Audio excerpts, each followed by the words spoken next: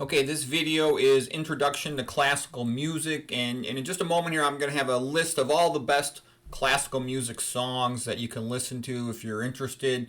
I just start out with this picture because, part of what this YouTube channel is all about is the idea also of rebuilding civilization. I see civilization sort of drifting into barbarism, and it comes from those two basic main societal views. We're either going to have a God-based worldview where man is created in the image of God and therefore partly divine, partly beast, entitled in natural rights and freedom, or we're going to revert to what has already been accepted in the universities is what is called atheistic Darwinism, whereby man is just a talking primate. A talking primate has no rights, no expectation of anything. It's like a farm animal. So anyways, now let's get to the music. Sorry, just take me a moment to change the slide here. Okay, here we go. All right, for Bach, there's so many great Bach songs, and Bach's like the greatest composer of all time. So on the next page, I'll have a whole page devoted to Bach. For Beethoven, just for getting started, Moonlight Sonata is fantastic. Fur-Elise, the Ode to Joy part of the Ninth. For Handel, it's all great. Sarah Band is very dramatic, from the movie Barry Lyndon. I love the, Messiah, Alleluia chorus and whatnot. So if you like classical music, I love all that. For Mozart, it's worth seeing the movie Amadeus. It's like one of the all-time best movies ever made. Plus, creative genius. That's a perfect example. The individuality, the silliness, the brilliance. It's just a great movie. It's one of my all-time favorite movies, Amadeus. Okay, Chopin, I love his nocturnes, and here's his best stuff. For Schubert's a real pleasant, almost like background music, but it's very pleasant.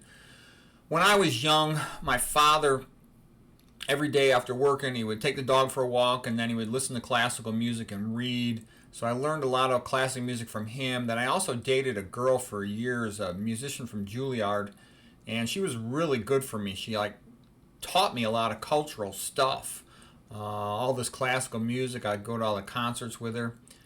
She was a great woman in every way. The only thing was, she was a musician, and I was headed towards becoming a doctor. And see, the thing about a doctor is doctors are workaholics, plus they get up early in the morning and they work. And they're like the opposite of a musician. A musician wants to stay up at night, perform in a show, and then there's often a cast party after a show, let's say a musical or something.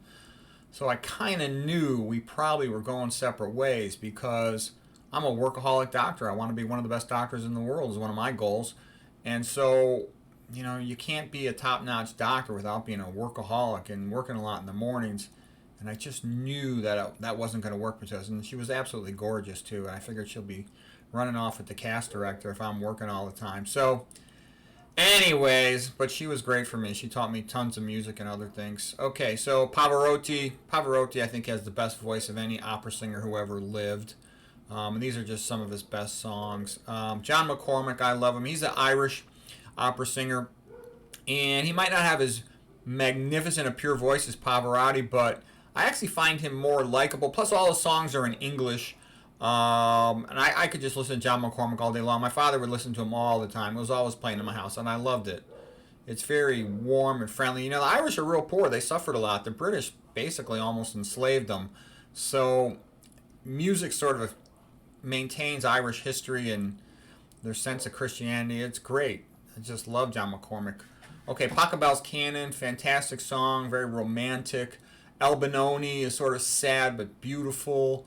Puccini's O Mio Babbino Caro is a fun song where the daughter is mad at her daddy because she wants to go see her boyfriend, says she's going to jump off the bridge if he doesn't give in to her. It's a funny, dramatic song. Anybody who has a daughter knows that one.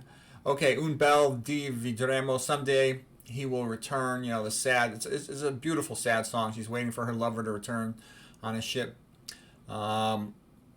Liszt's Hungarian Rhapsody, loved her, and it's all pleasant stuff. Hungarian Dance by Brahms, good stuff. Les Mis, my favorite musical. Valjean, Forgiven, I Dreamed a Dream, Confrontation. The whole thing is good. Here's a little bit of Wagner stuff. Everybody's heard Conte Partito with Bocelli. Ed Sheeran is more modern stuff. His piano solo Perfect is just magnificent. You'll want to hear that one over and over. Richard Strauss, Thus Spake Zarathustra from 2001 is great. All this other stuff is really good. She's got a fantastic voice. Leontyne Price, Paul Robeson. Vivaldi, great instrumental music. I used to use that for studying. I also like Telemann and Arcangelo Corelli. This other stuff is kind of fun. Nelson Eddy was just something my father would listen to. Oh, Sweet Mystery of Life. She's kind of got a high-pitched voice, but I still love that song. The mystery of life is your purpose is to fall in love and be happy. Anyways, I didn't really go into much detail about all these songs. I don't want to take too much of your time with talking, but I'm going to go to Bach next page. But they're all great. This is like the best of the best stuff.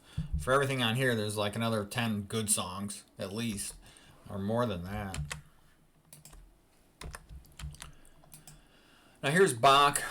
Sort of the best stuff is the first couple songs. Air on a G string, Jesus Joya, Man's Desiring. This BWV 1056, it's like the music of heaven, okay? St. Matthew's Passion, A Bar Midik, just absolutely beautiful. I like her version, Julia Hamari. She sings like an angel. It's just so awesome. This version, if you go to this channel here, it's just a great version of the song. There's a lot of really good versions of it. Sleepers Awake, good stuff. Few. Oh, I meant to put Jesus Christ, Son of God. That's a really good one too, by Bach, and I like the version sung by